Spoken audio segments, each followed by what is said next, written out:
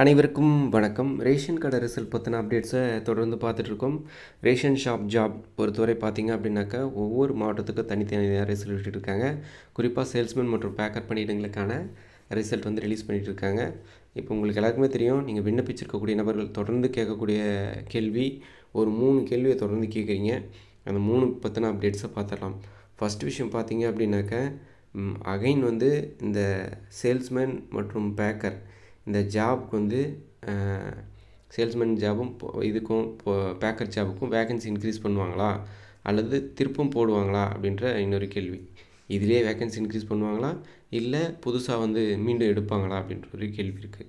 ரெண்டாவது வந்து பார்த்திங்க அப்படின்னாக்கா ரிசல்ட் இன்னும் வராத 10 மாவட்டங்கள், ஸோ இந்த 10 டிஸ்ட்ரிக்கும் எப்போ ரிசல்ட் வரும் அப்படின்ற கேள்வி. மூணாவதாக எல்லோரும் கேட்கக்கூடிய கேள்வி செகண்ட் லிஸ்ட்டு. இது எல்லோரும் இல்லை, சிலர் வந்து கேட்குறாங்க செகண்ட் லிஸ்ட் வருமா அப்படின்னு சொல்லி. இந்த 3 வினாக்களும் தொடர்ந்து எல்லோரும் கேட்கக்கூடிய விஷயம். இதை பற்றி பார்த்துடலாம். ஃபஸ்ட்டு என்ன அப்படின்னாக்க, இந்த சேல்ஸ்மேன் மற்றும் பேக்கர் பணியிடங்களுக்கு மீண்டும் அறிவிப்பு வருமா, சேல்ஸ்மேன் போஸ்டிங் மறுபடியும் எடுப்பாங்களா, சேல்ஸ்மேன் போஸ்டிங் மறுபடியும் எடுப்பாங்களா கேட்குறது. சேல்ஸ்மேன் போஸ்டிங் பொறுத்தவரை பார்த்திங்க அப்படின்னாக்க இப்போ வந்திருக்கக்கூடிய நோட்டிஃபிகேஷனில் அதிக அளவில் சேல்ஸ்மேன் போஸ்டிங்கும், அதில் எவ்வளோ கேட்டிருக்காங்களோ அதில் பாதிக்கு பாதி அளவு கம்மியான அளவு தான் பேக்கர் பணியிடங்கள் எடுத்தாங்க. அதன் பிறகு வந்து பார்த்திங்க அப்படின்னாக்கா இந்த பேக்கர் பணியிடங்களுக்கான வேக்கன்சி கிட்டத்தட்ட 1200க்கும் மேற்பட்ட பேக்கர் பணியிடங்கள் இருக்குது. இந்த பணியிடங்கள் வந்து ஃபில் பண்ணலாதனால பணிச்சுமை அதிகமாக இருக்குது அப்படின்னு சொல்லி ரேஷன் கடை அந்த ஊழியர் சங்கங்கள் வந்து தொடர்ந்து கோரிக்கை வைக்கிறதுனாலும் போராட்டம் நடத்துவதனாலையும் என்ன முடிவு பண்ணாங்க அப்படின்னா, இந்த பணியிடங்களை நிரப்புறதா முடிவு பண்ணாங்க அரசு. ஸோ உடனே அமைச்சர் கூட சொன்னார், இந்த 1200 போஸ்டிங்கும் விரைவில் போடப்படும் அப்படின்ற மாதிரி. ஸோ இருக்கக்கூடிய விஷயம் என்ன அப்படின்னா, இந்த சேல்ஸ்மேன் மற்றும் பேக்கர் பணியிடங்களை பொறுத்தவரை பேக்கர் பணியிடங்களுக்கு 1500 வேக்கன்சி இருக்குது அப்படின்னு சொல்லிட்டாங்க. ஆனால் சேல்ஸ்மேனுக்கு சொல்லலை. ஸோ அடுத்த நோட்டிஃபிகேஷன் அப்படின்னு வரும்போது பேக்கருக்கு வந்து கொஞ்சம் வேக்கன்சி அதிகமாக இருக்கும், சேல்ஸ்மேனுக்கு கம்மியாக இருக்கும். இப்போ 1200 இருக்கா, ப்ளஸ் பேக்கருக்கு ஒரு 500 போஸ்ட், சேல்ஸ்மேனுக்கு ஒரு 500 போஸ்டிங், ஒரு 1700 போஸ்டிங்கில் இன்னொரு நோட்டிஃபிகேஷன் வரும். மீண்டும் வந்து இன்னும் கொஞ்சம் போஸ்டிங்ஸ் எடுப்பாங்க. இதுக்கான வாய்ப்புகள் இருக்குது அப்படின்றது குறிப்பிடத்தக்க விஷயம். ரைட். அதுக்கு அடுத்தது ரெண்டாவது கேள்வி என்ன அப்படின்னா, இந்த 10 மாவட்டங்கள், இந்த ரிசல்ட் வராத 10 மாவட்டங்கள், அரியலூர் மாவட்டம், சென்னை, கோயமுத்தூர், கடலூர், கரூர், மதுரை, பெரம்பலூர், ராமநாதபுரம், தஞ்சாவூர், தேனி, இந்த 10 மாவட்டத்துக்கு ரிசல்ட் எப்போ வரும்? தொடர்ந்து எல்லோரும் கேட்கக்கூடிய கேள்வி, இந்த 10 டிஸ்ட்ரிக்ட் எப்போ வரும்னு சொல்லிட்டு.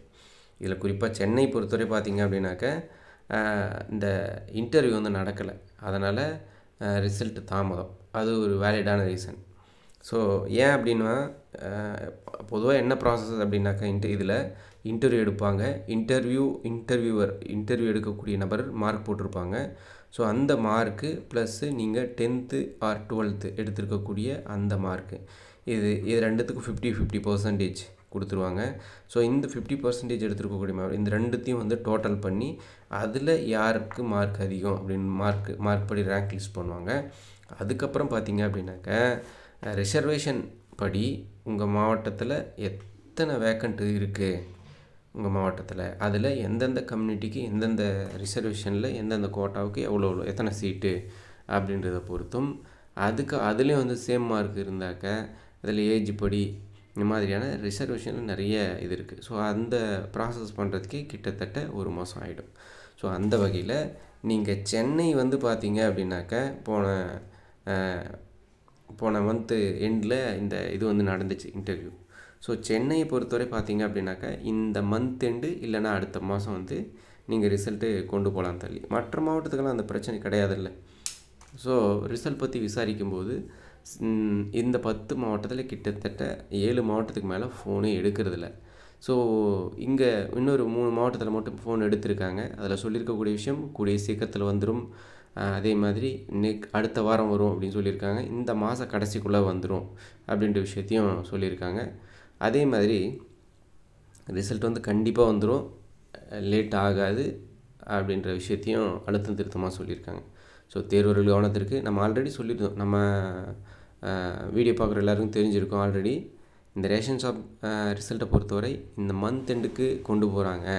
ஸோ மந்த் எண்டு மீன்ஸ் 20ஆம் தேதிக்கு மேலே, இந்த 20 to 30 கடைசி 10 நாள் அப்போ தான் வந்து ரிலீஸ் பண்ணுறதுக்கான சான்சஸ் இருக்குது.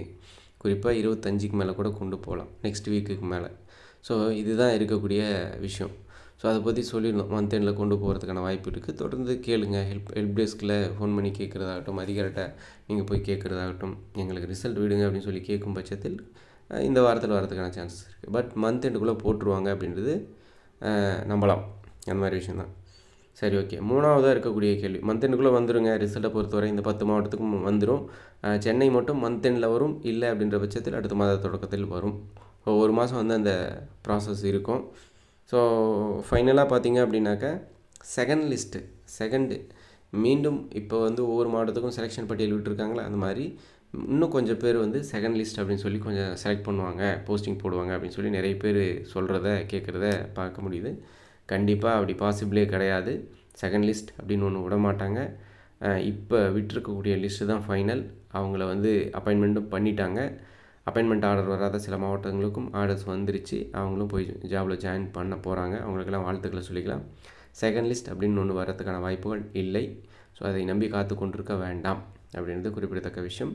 ஸோ நீங்கள் அடுத்த வேலையை பார்க்கலாம். உங்களுடைய இல்லை படிக்கிறீங்க அப்படின்னாக்கா அடுத்த ஒரு குரூப் 2 வந்திருக்கு, பிஜிடிஆர்பி வந்திருக்கு. இந்த மாதிரி அடுத்தடுத்த தேர்வுகள், அடுத்தடுத்த வாய்ப்புகள் இருக்குது. பயன்படுத்திக்கோங்க. நன்றி.